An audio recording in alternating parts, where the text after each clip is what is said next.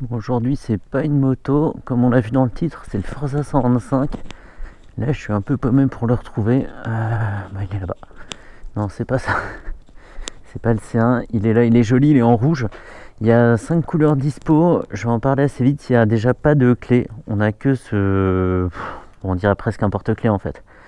Là, on peut voir où il est comme ça avec ce petit bouton. Et l'autre, c'est pour le faire sonner. Si je dis pas de bêtises. Et donc, démarrage sans clé. C'est bien parce qu'il s'est allumé, donc c'est cool, je vois bien le bouton. On appuie une fois, si je dis pas de bêtises. Ouais, paf. Ça permet d'ouvrir la selle et d'y mettre. Alors tout au fond là, je suis sûr qu'il y a un casque intégral qui passe. Ici c'est un peu moins sûr. Au moins un jet. Mais quand même peut-être 2 casques intégraux. Donc ça, hop, paf. Il coûte, on va commencer par où on commence? Par le prix? Ouais, par le prix, ouais. Donc c'est le Forza 125, en attendant le 300. Il y a aussi dans la gamme 125 le PCX. Celui-ci est à 5100 € et le PCX est à 3100 €. Donc il y a 2000 € de différence. Mais alors c'est le même moteur, à peu de choses près, on va y revenir. Celui-ci est 20 cm plus long en empattement. Il fait 1m50 grosso modo, alors que le PCX faisait qu'1m30. Ça se ressentait surtout pour la place aux jambes sur le PCX. Alors c'est bien parce qu'il est très compact, donc on a vraiment une toute petite machine. Par contre, quand on approche le 1m80, le 1m85, ça devient un peu compliqué en espace à bord. Donc là on gagne en confort, en habitabilité. La selle est super confortable, elle filtre beaucoup mieux les vibrations que sur le PCX. Plus long, il est un peu plus lourd, il fait 160 kg là où le PCX n'en fait que 130. Mais par contre il compense avec 2,8 chevaux de plus, puisque là on est à 15 chevaux. Donc on est à la limite de ce qu'on peut avoir pour une cylindrée 125. Et le PCX, donc par calcul, faisait 12,2 chevaux. En termes de consommation, c'est la même chose. En théorie, on est à 2,3 litres de conso avec un réservoir d'11,5 litres. On peut faire, en théorie, toujours 500 km. Donc c'est pas mal sur une machine qui pointe quand même à 120 km/h. Donc c'est pas négligeable. Et 120 km/h, on les fera bien à l'abri derrière la bulle électrique. Parce qu'il est quand même super bien équipé et il y a un écran archi complet qu'on peut détailler. Il y a l'heure, la jauge à essence qui est presque vide. Température moteur, trip A, trip B, la conso moyenne, l'autonomie, la température de l'air. Il fait un petit 23 degrés dans le parking. Et un voltmètre. Et on peut défiler ici, ça c'est le nombre d'heures passées, donc 72 heures, on s'en fiche un peu. C'est pas un jet ski, on s'en fout. La conso moyenne, le temps passé sur le trip A, etc. Donc celui-ci a pas mal de bornes, c'est bien. Et j'ai vu un bouton mode info B qu'on fait défiler ici, donc constant instantané, le totalisateur et on va faire constant instantané et le range, l'autonomie. Quoi d'autre? C'est à peu près tout. Donc 5100 €, 15 chevaux, moins de vibrations, même si sur le PCX ça faisait une petite machine sympa. On va essayer de pas se bûcher sur les marquages. Et alors je sais pas ce qu'ils m'ont injecté chez Honda quand je suis reparti de chez eux, mais je conduis comme un scooter. Ça c'est pas cool. Merci à Nicolas pour le prêt de la machine. En fait c'était pas prévu, mais j'ai déposé une moto pour la faire brider chez eux. Et du coup je me retrouvais sans moyen de transport pour repartir de Valenton. Et du coup ils m'ont trouvé ça. Je suis plutôt content. Je me serais pas vu rouler sur autre chose, parce que même il y avait la CB1000R, des choses comme ça. Mais là pour aujourd'hui, pour aller au boulot comme ça, c'était pas utile. On va refaire un petit peu de ville de l'autre côté et puis après je saute sur l'autoroute. Donc voilà, place aux jambes, là on a une bonne dizaine de centimètres. Et quand on est comme ça, on en gagne encore un petit peu plus. Et franchement, on n'est pas à l'étroit. Alors la bulle protège plutôt pas mal. J'ai essayé dans toutes les positions sur l'autoroute ce matin en venant. Mais par contre, même en position haute, il y a quand même des turbulences. Je pense qu'il y a un petit remous ici et ça fait du bruit. Quand on roule. On n'a pas la tête chahutée, ça c'est pas le souci. Ça casse bien le flux d'air. Mais par contre, il y a encore un petit peu de bruit. On n'est pas à l'abri bien tranquille comme sur une Goldwing. Bon, ça sera douté en même temps, hein, mais voilà. Et il faut aussi le préciser, en plus d'être plein d'infos, l'afficheur au centre a un super bon contraste. Il est quasiment, il est vert sur un fond noir et on lit, mais même avec le soleil dans le dos là, il n'y a pas de reflet sur la vitre de protection et toutes les infos sont parfaitement lisibles. Alors ok, privilégier le frein droit et un peu de frein gauche. Alors le frein arrière a tendance à faire un peu plonger le scooter comme ça sur le devant. C'est pas gênant parce que l'amortissement est plutôt ferme. Ça fait cette petite sensation quoi. Il y a un petit transfert de poids quand même. Amortissement, ouais, c'est sec. C'est sec à la compression, pas à la détente. Merci. Mais sur l'attaque comme ça des obstacles, c'est assez brutal. Et en termes de prise en main, c'est immédiat. C'est immédiat, on a vite envie en fait de le jeter dans tous les coins, ce qui peut être un peu dangereux, merci de rester à votre place, ce qui peut être un peu dangereux quand les pneus sont froids. On va faire à droite.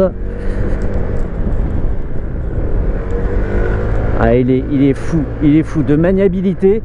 On m'aurait jeté dessus comme ça sans me donner le poids, j'aurais dit je sais pas, il doit faire 20 ou 30 kilos tout plein fait, un truc comme ça. On est en plein dans l'exagération, mais c'est ce ressenti hein. Clairement, et c'est hyper agile.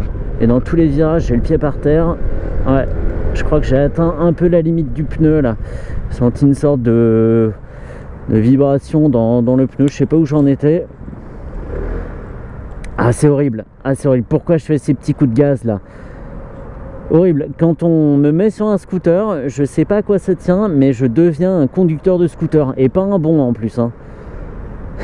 Je fais pas des trucs trop moches, mais franchement c'est... Être le premier au feu, des trucs comme ça, ça vient naturellement. Je sais pas pourquoi.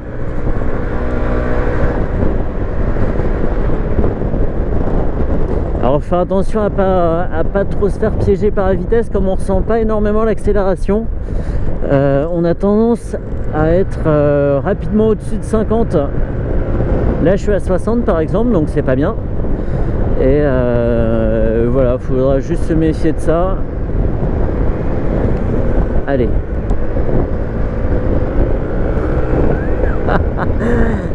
Je sais pas, je vais peut-être le couper au montage, c'était franchement immonde. Mais par contre, oui, je sais que j'ai un défaut, c'est de toujours rouler trop près des autres voitures. Enfin, pas toujours, mais souvent. Mais là, il y avait une bonne marge, hein. J'allais pas vite. Et les intentions de la Merco étaient plutôt claires. Donc, il n'y avait pas de réel danger. Allez, on va se lancer. Ah, tu m'embêtes, toi.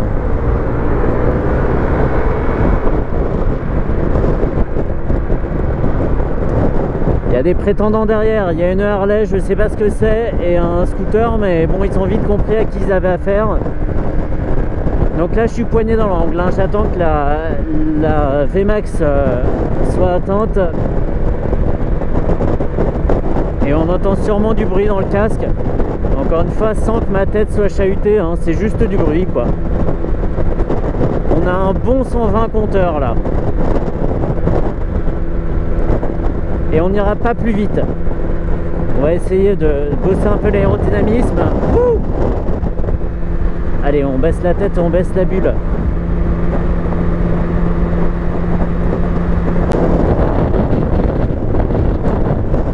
Allez, on se remet à l'abri. Ok, ça fait la 4e fois que je klaxonne depuis ce matin en voulant mettre les clignotants. Toujours cette habitude d'avoir le bouton de klaxon le plus bas possible et cligner au-dessus, et forcément bah, ça fait des petits trucs comme ça. Les gens ont dû me prendre pour un mec un peu énervé ce matin. J'arrêtais pas de klaxonner, mais en fait non, je voulais juste mettre mes clignots. Donc voilà, tête baissée, bulle baissée, on atteint un petit 125. Est-ce que ça veut dire qu'une 250 cm3 roule à 250? Je suis pas sûr. Ça se vérifie que pour ça. Mais en même temps, un 50 roule à 50. Et alors les rétros, au début, je les avais réglés vraiment parallèles au support. Ils étaient complètement, voilà, pas touchés.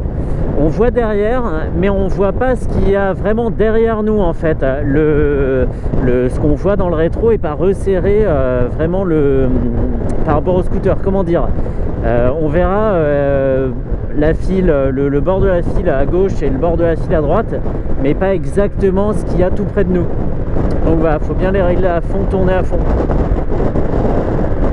Et grâce à ces 160 kg, on n'est pas dérangé par les turbulences. Là, il y a un petit vent de face et un peu de vent latéraux aujourd'hui, et c'est pas gênant. C'est pas gênant, on tient tranquillement le cap.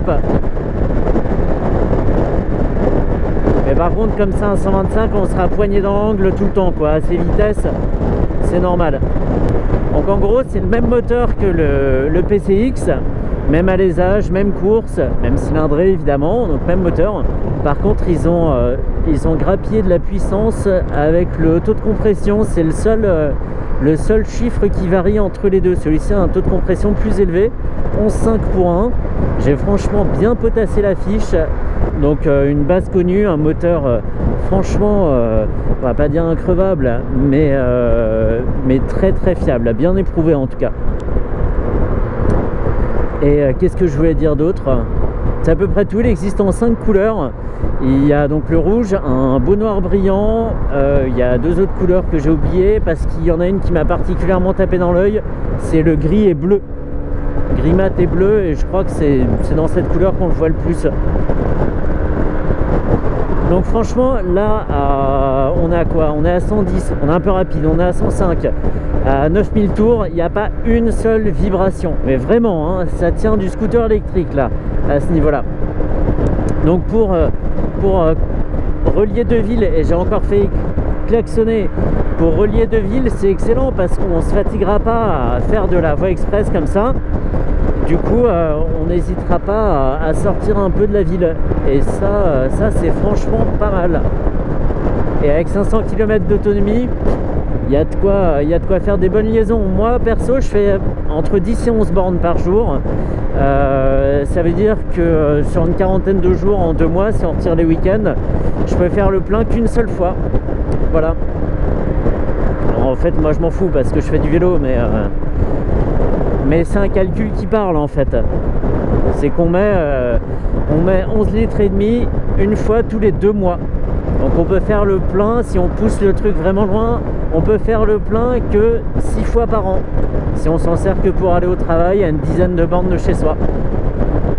C'est fou, hein, 6 fois par an, 11 litres à peu près 1,50 €. Et là ça devient compliqué pour mon cerveau de mec en train de conduire, mais en gros c'est pas grand chose. Budget essence c'est pas ouf. Je crois que les entretiens sont assez espacés là-dessus en plus. Donc en termes de budget c'est évidemment pas énorme. Un cheval fiscal, ici dans le Val-de-Marne ça fait une carte grise à 46 €. Bref, j'arrête avec les infos inutiles. Mais bon, après il y a le budget, c'est 5000 €, mais il faut se rappeler qu'il y a des gens qui ne sont pas intéressés dans le permis gros cube, qui n'iront jamais sur des machines de 300 ou 500 cm3, mais qui veulent rouler sur une belle machine, bien équipée pour pouvoir rouler toute l'année.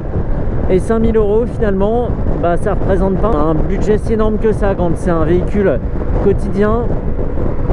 Pour avoir tout ce confort là, voilà, il faut se placer dans cette optique là. Voilà, je crois qu'on peut en rester là, non? C'est bon? Là je suis bien protégé là, à la tête complètement derrière la bulle. On peut en rester là. Je vais juste refaire, je vais reprendre mon sac dans le coffre et puis ça sera vraiment terminé. Il faudrait que j'écrive une thèse un jour sur les raisons qui nous poussent à mal conduire en scooter et à un peu mieux conduire en moto. Je sais pas. Est-ce que ça tient du fait qu'on n'a rien d'autre à faire que de tourner la poignée? Du coup ça laisse plus de champ libre aux bêtises, j'en sais rien. Bizarre, hein? Peut-être dû à la vivacité des machines aussi. Je sais pas. Et voilà.